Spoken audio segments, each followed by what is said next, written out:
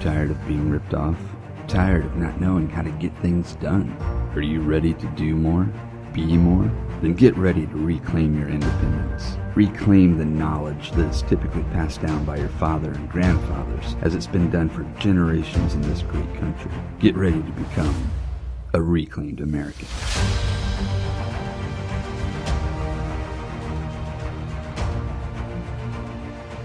Good morning, everybody. Welcome back to another episode of Reclaimed American Podcast.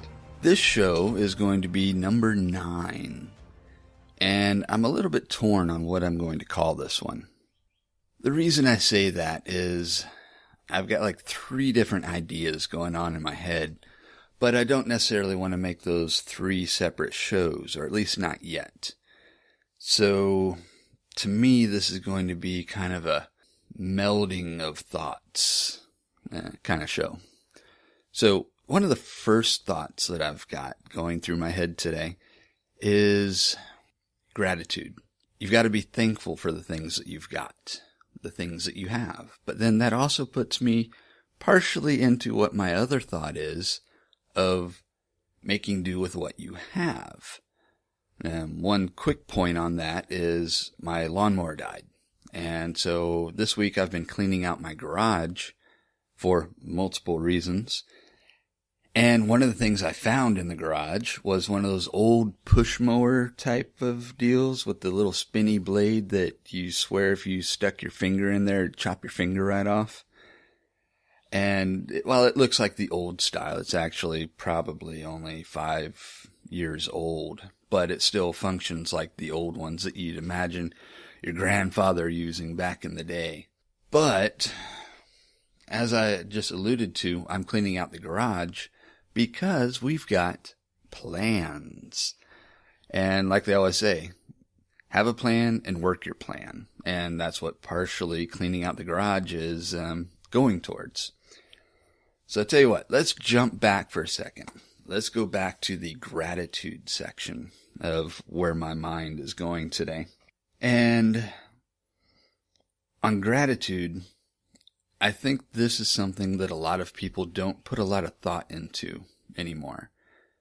People wake up, they make their coffee in the morning, and then become zombies on their phone or watching TV or God knows whatever people are doing. But what did it take to get there? What took place to physically give you the ability to wake up in your own bed in the morning, go out into your own kitchen, or who knows, maybe you live with somebody, go out into the kitchen, make coffee, and then just sit there and be able to zombie out on the phone or in front of the TV, or get up off your ass and go do whatever it is you're doing. Somewhere along the way, a certain set of events happened that allowed you to be where you're at. Sometimes that's good, sometimes that's bad. I'm not here to judge or go into that level of detail. What I'm here for is to explain that regardless of good or bad, you should still be thankful for what you've got. Which takes me back towards item number 2, but I'm trying not to get that route. But unfortunately, my mind gets sidetracked easily sometimes. But like for me, I'm grateful for just being able to wake up this morning. I thank God for giving me the ability to have yet another day on this world. I'm thankful for the house that I've got. Without this house, we'd probably be living in an apartment. And my wife and I, when we got married, for like the first 7 years, we lived in either apartments, townhomes, or with other people. And in May, that will make 10 years that we've been in this house. And while there are certain things about this house that we are no longer in love with, which is part of the whole plan and moving forward with that, it has been a good place. It's had a roof over our head. We've had tons of family, friends at different times come over, hang out. We've had parties. And it's been a good experience overall. And I'm very thankful for that. I'm also thankful for the fact that I've got my wife. Without her, she's how do I want to explain this? Sometimes I get an idea in my head and I'm like, hey, I'm going to do that. But then I'll run it by her and she'll be like, are you fucking kidding me? Are you serious right now? You realize last time you did that, this happened. And sometimes that's good. Sometimes it's frustrating. But ultimately, my wife helps to keep me centered and grounded, so to speak. Now, there are still those things that I'm very much like, fuck it, let's just do it, let's get it done. While she wants to contemplate the meaning of life before proceeding with anything. There's good things and bad things about that. I know it sounds silly. I'm thankful for coffee. I love my coffee every morning. I'm also thankful for the fact that God has given me the ability to use my hands to create things. Like the coffee brewer that I personally brew my coffee in. I built my coffee brewer by hand. I sewed the filter together. I twisted the metal that creates the ring that holds the filter inside the coffee brewer stand myself. And yeah, there's that. Don't get me wrong, I'm actually thankful for a lot of other things. In the last year and a half, we went from almost having our house foreclosed on to having a job that came along at just the right time that allowed us to keep the house. So very thankful to God for that. Thankful to, if I get this wrong, my wife will kill me, but I want to say I'm thankful to Saint Joseph, who is something like the patron saint of impossible things. Because at the moment that we were going through the almost foreclosure, we thought for sure, we're screwed. There is no way we're getting out of this mess. But, like I said, at just the right time, the job that I currently have came along. That job allowed me to get the paperwork done with the mortgage company to go through a modification loan process, which has then resulted in us keeping the house. Starting in January, we had finally completed all the 20 million hoops that we had to jump through to get the paperwork done.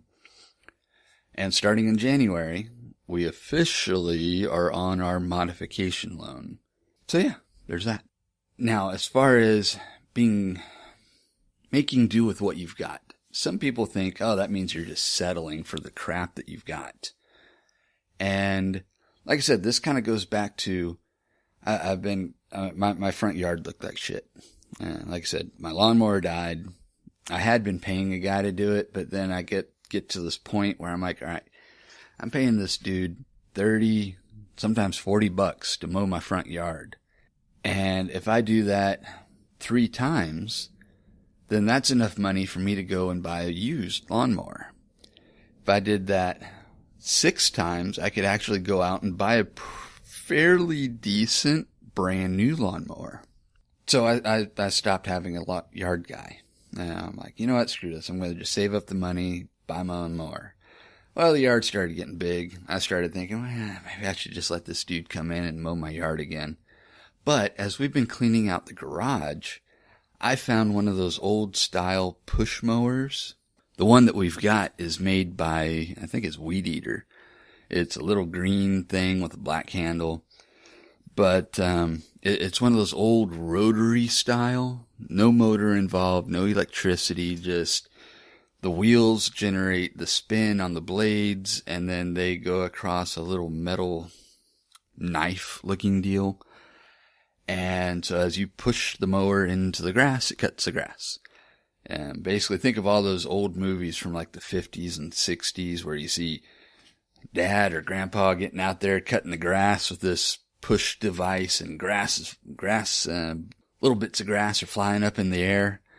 That's what I'm using right now. And they work great, actually, when you keep your grass cut to a particular height. In the case of me yesterday, it probably took me an hour to cut my front yard with this because my grass was getting to about anywhere from 1 to 6 inches or higher.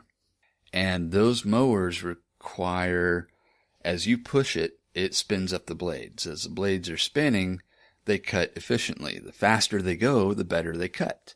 Well, when you start cutting into really tall grass with one of those style push mowers, the blades no longer spin fast. When they start going slow, everything stops it. So it was a pain in the ass. But I got it done. So I'm probably going to continue to use that for quite a while. One, it's a hell of a workout trying to push that thing through tall grass. But two, I've got a functioning mower. It works. Why go buy something else when I don't need to? The other side of making do with what you've got, I've got a drill that I've been using for work. It's a personal drill, very well used before I even started working for this company. And it finally died the other day. So I'm like, damn it, now I need to go buy another drill. But as I've been cleaning out the garage, I happen to have found another drill. I use Ryobi's. Not the most high-end as far as business use goes, or definitely not industrial use, and that's more or less where I'm using it. But I found another drill in the garage, and it works with the 18-volt batteries that I already have for all the other tools that I have on the truck. So rather than going out and buying a brand new drill, hey, I'm just going to use this one. It's probably 5 years old, but practically brand new because I never used it. I think I bought a kit and it had a cordless saw, circular saw in it, and it happened to have come with the drill. Well, I didn't need the drill because I had another drill, but I needed the saw at the time, so bought the kit because it was cheaper. So this drill has been just sitting on the shelf in the garage, hidden away from everything until I started cleaning out the garage. So now I've got a drill. Also, as I've been going through the garage, I'm finding so many random ass tools that it's amazing. I remember there's this episode of on HGTV. It's one of those fixer-upper shows where people would do stuff and they inevitably would screw it up, to hell and back. But the film crew would just be there filming it, watching what the people are doing. And it's actually kind of funny because it's like, oh, don't do that. You're going to fuck it up. Oh, damn, he just screwed up. It's one of those kind of shows. Well, they had this one guy that he had this thing about losing tape measures. They're working in the kitchen. Okay. They're working one area of the house. And during the course of this project, he lost like 10 tape measures. How in the hell he did that, I don't know. But as I've been going through my own garage and finding all these random ass tools everywhere, I think, oh my God, I'm the guy with the tape measures. Which, coincidentally enough, I think I found 5 tape measures in the garage. Don't judge. Just saying. So yeah, making do with what you've got. I've been wanting to buy a new ice chest to keep in the back of the truck, but also, as I'm going through the garage, I'm finding, right now I'm literally staring at a wall, and I see 1, 2, 3, I've got 4 ice chests in the garage. Screw it, I'm not going to go buy another one, because I've got 4 sitting right there, not doing a damn thing. Now, let's move on from this, and go into the last item, which is planning. As I said, if you have a plan, work your plan. Our current plans are to not be in this house beyond summer. That's our goal. We're setting that in our heads. I keep having to remind my wife about it. She looks at me and will end up inevitably saying, yeah, it's us. I'm like, no, screw that. We will be out of this house by the end of the summer, one way or the other. Hopefully not hell or high water. Because our neighborhood's pretty nice, and even during Hurricane Harvey, we did not flood. So it would take a hell of a lot of water to flood us out of this house. But yes, so we have plans. Like I said, one of those plans is not being in this house past summertime. It's going to be a push. pretty much, this week and all of this next week, I'll be working pretty much exclusively in the garage. After that, we'll start making our way through the house room by room and just pulling stuff out. If it's something we want to keep, it's going to make its way to the garage. If it's something we want to sell, it's going to make its way back into the main part of the house. That way, at some point, we will finally have garage stuff, house stuff. House stuff goes bye-bye. And then we can finally start working our plan. The plan has been in motion for quite a while. I've started that off kind of in a simple way. Stage 1 of the plan is just helping people. And more specifically, I love helping veterans. I'm a veteran myself. I was in the Navy from 94 to 98 and got stationed in Guam. Beautiful place. It was cake duty. And I got out from Guam too. And came back home. But one of the things that I want to do is help other veterans. Well, one of the things I've done, a couple years ago, I had a company called the Navy Man Can. And I was a handyman remodeling company. Pretty much I was a one-man show. My wife would help. But whenever I did need help, I would hire other veterans. And I had a few that I trusted, and I would hire them. They got first shot. If I needed help, I'd call them up. One of them for sure was just like, dude, if I'm not working another job or busy with something else, I'll be there. And this guy worked like 6 jobs. It's crazy. He's like a freak of nature, but damn good worker.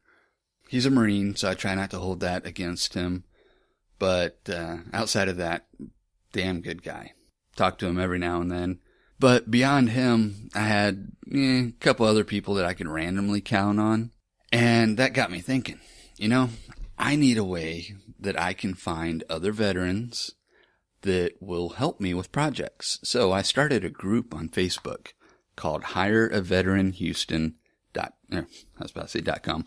Hire a Veteran Houston. Page is still running. Currently, I've got like 300 something members in there. Seems like I'm close to, I think, half and half on people providing jobs and people looking for jobs. I'm not as active in there as I should be, but the site, the group, has kind of taken on a life of its own. The job posters come in, they post up their jobs. Sometimes it's crappy little, I say crappy little, like $10 to $12 an hour jobs. Other times you get 15 to 18. Every now and then I see people post, stuff for 20 to 30, depending on what the skill level is. If you're a welder, dude, banking. But anyways, like I said, I like helping veterans. During Hurricane Harvey, I had joined up with a group that we drove all the way out to Orange, Texas, trying to help people, try to find people that are stuck in their homes, and try to get them out and get them to wherever they need to go to get the help that they need. After that, the initial surge of water had gone, then joined up with another group where the main focus was distributing supplies. And it was an amazing thing to see. Basically, we'd gotten I say we, just because I was working with them, but they'd gotten a warehouse donated to them. It was like 20,000 square feet. They got a warehouse donated to them. We got all these supplies donated from different church groups, different businesses. It was absolutely amazing to see the amount of camaraderie going on during this event. And if you want to know more about it, reach out to me personally and I'll share the info, because the group is still around. Every time there's a major disaster or some other event where shit goes south and they need massive amounts of supplies, this group still forms up and gets it done. They actually do a better job than FEMA for the most part. But anyways, going back to the plan. See, I get sidetracked quite easily. Going back to the plan. So the ultimate goal is we get out of this house, we go somewhere else, hopefully get a nice chunk of land somewhere.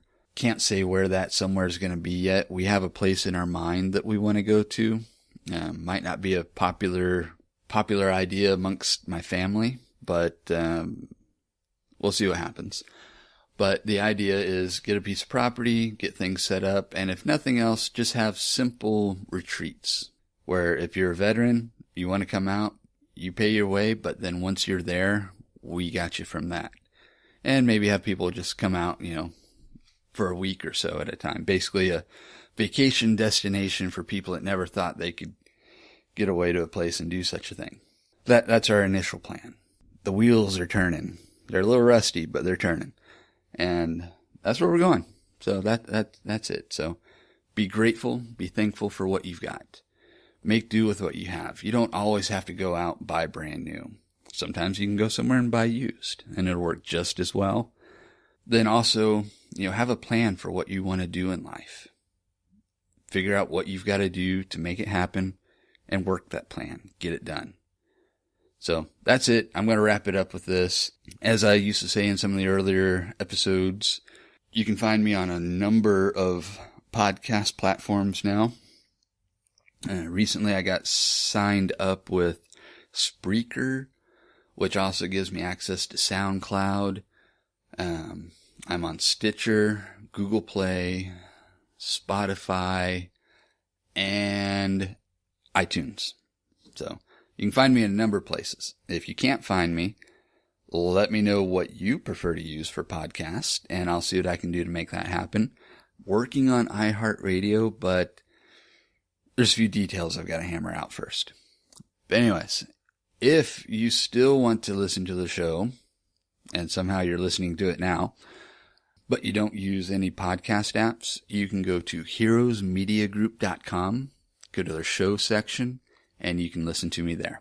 But anyways, that's it. I'm going to go ahead and sign out, call this show a wrap, and I will see y'all next time. Thank you for listening to the Reclaimed American Podcast. If you're ready to do more and be more, start by leaving us a rating and review on iTunes or Google Play. Then join our community on Facebook and Instagram at Reclaimed American, and join us over on our website at reclaimedamerican.us.